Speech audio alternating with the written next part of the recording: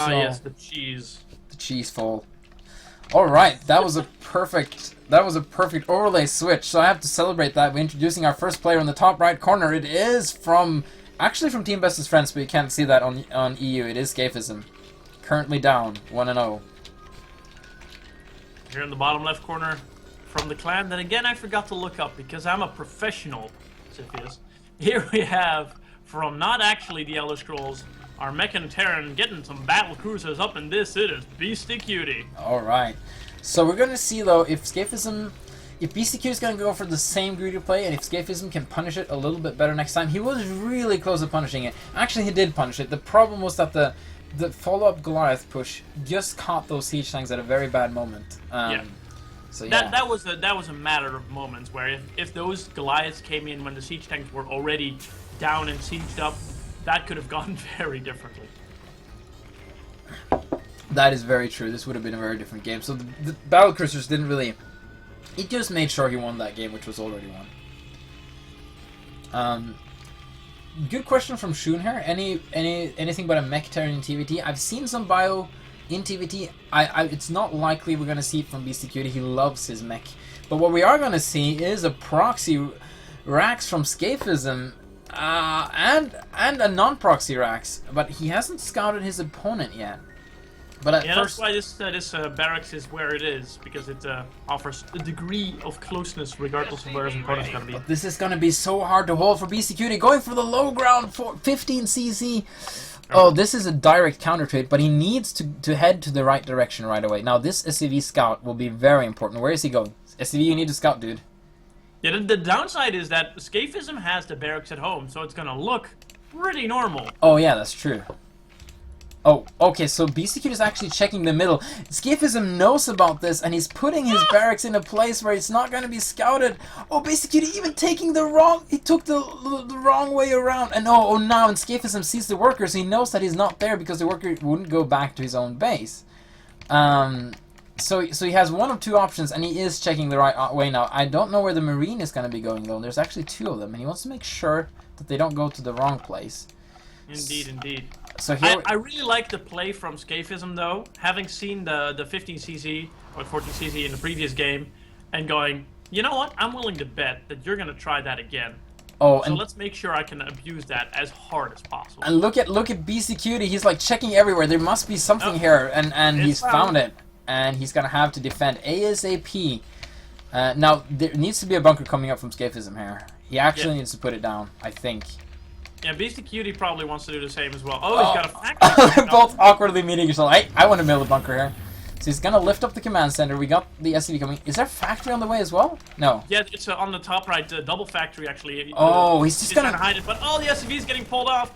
I don't know if Beastyqt is even going to be able to hold the main bunker going up on a high ground as well. This is a lot of Marines, though. Beastyqt is just getting the heck out of here. Oh, wow, look at that. No, this is actually quite interesting because he's going to try and just counter-attack or something. But the thing is, if these two factories can just make two vultures and they have perfect micro, he might be able to do this. He's actually moving to the third base on the high ground there. Oh, actually, the SCVs are... Oh, yeah. The double command center gives Beastyqt the opportunity, and he has enough minerals to make two vultures.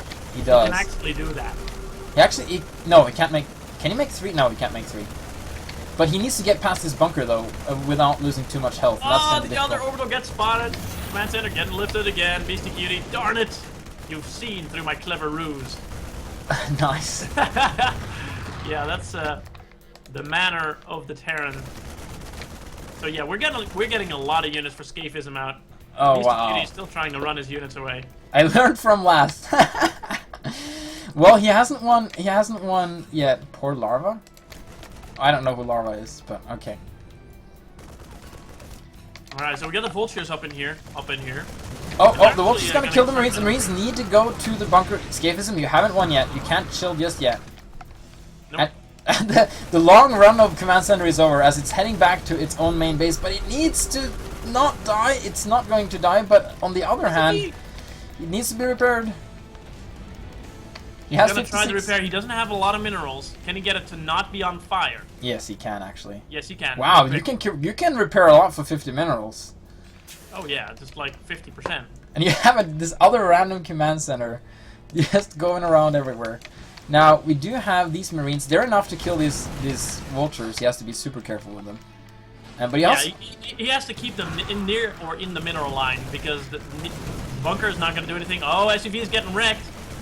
Vulture's going to try to come in. Oh, one goes down. There's still not enough minerals. Okay, there are for another vulture. Oh, he's got to be careful. He's losing almost all the Marines here, but man, the number... 4 SUVs. This is going to be so hard to deal with. More Marines streaming in. This is such a thin defense. Yeah, it is. Oh, get in the bunker. Get in the bunker! And he gets in the bunker. And he should be fine. Going down again, but these are a lot more expensive. Oh, SCVs! Oh, Vulture goes down. 2 Marines against 2 SCVs and 2 Vultures. I mean, I'm tempted to say that Scaphism has got this, but I mean, there's 2 Vultures out of the field. Who knows how that's gonna go? Yeah, that's a good point. And actually, Scaphism's checking out different expansions. Almost lucky with that one, but he didn't get it. But these 2 Vultures are out now, and his own factory isn't done yet. He might actually need to put a bunker on his own high ground here. Or at least wall off, just to be safe. He's got a wall off with factories, Sciphius. Oh, wait, oh no, I was talking about Scaphism actually. But still, okay. Beastyqt also needs to put some sort of wall up, but up, wall. Yeah, he's actually gonna wall off his own mineral lines, so he can defend a little bit better. The bunker is still up on Beastyqt's high ground. Oh, we got 2 Vultures in the base now of Scaphism. Beastyqt doing some good micro, trying to keep the Vultures alive. As long as he has 2, he can win any battle. Almost dead Vultures. I think they're gonna kill each other. No, actually, Beastyqt kills 1 HP Vulture. How many workers can he kill? It's gonna be so hard to get anything done with a 1 HP Vulture. You can call on an SCV and repair. Oh, get it! Oh, there we go. Goes down.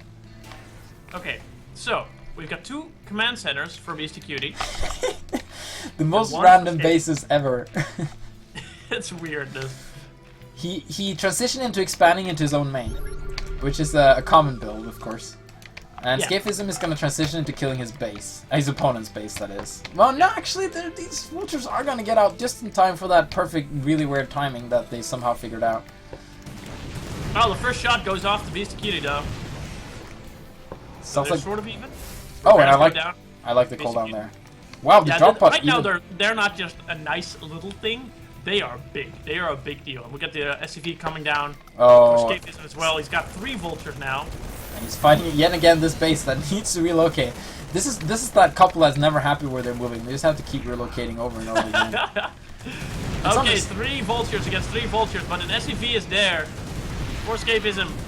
1 go down for each. SCV is coming off for Beastyqt. We've got 1 Vulture against 2 Vulture. 3 SCVs repairing it, and I think this duel is going to go to Beastyqt, who is also getting his first Goliath up. This is sounding more like a math problem than a game. Like, okay, we got 3 workers repairing 1, but he has 1 repairing that, and he has 2, but he has 1. Hang on, how's this going to work?